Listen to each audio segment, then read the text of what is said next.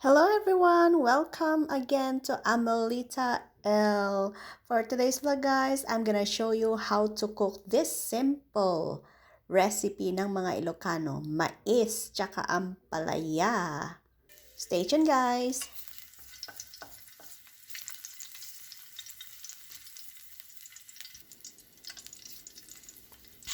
Madali lang itong lutuin guys, like igisa-gisa mo lang siya ng bawang, sibuyas, tsaka mo ilagay yung mais.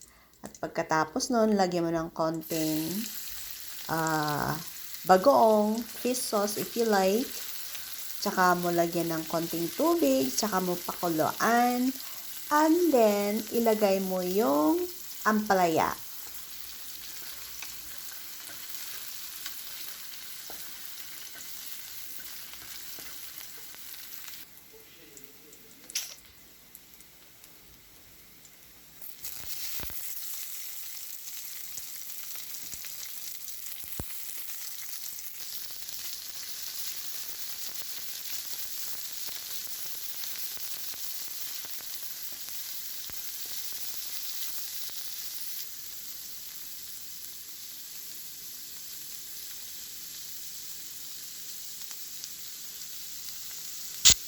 Isa ito sa mga paborito kong ulam when I was a kid back home in the Philippines. Nagimas, nagimas, nagimas.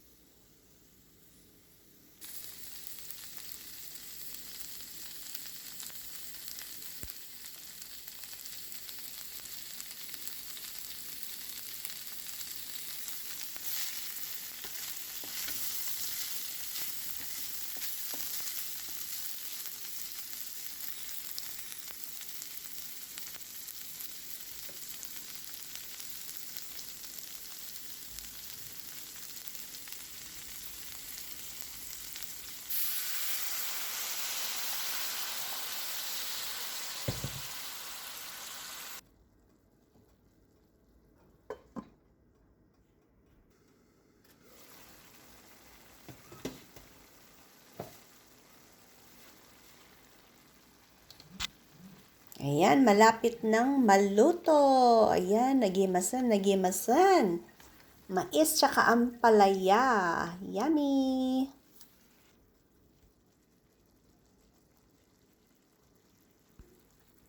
Ayan, almost ready to serve. Nagimasan, nagimasan. Mangantayo na po, ti mais ka na ampalaya na.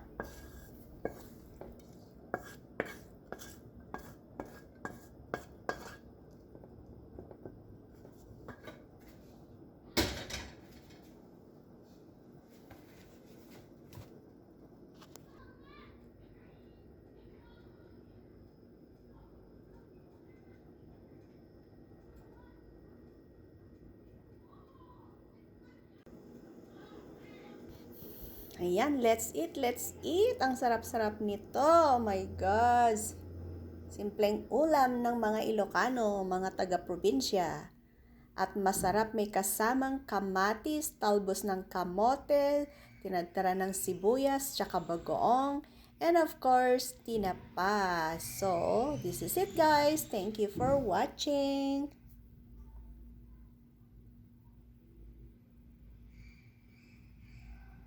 Don't forget to like, share, and subscribe to these channels, guys.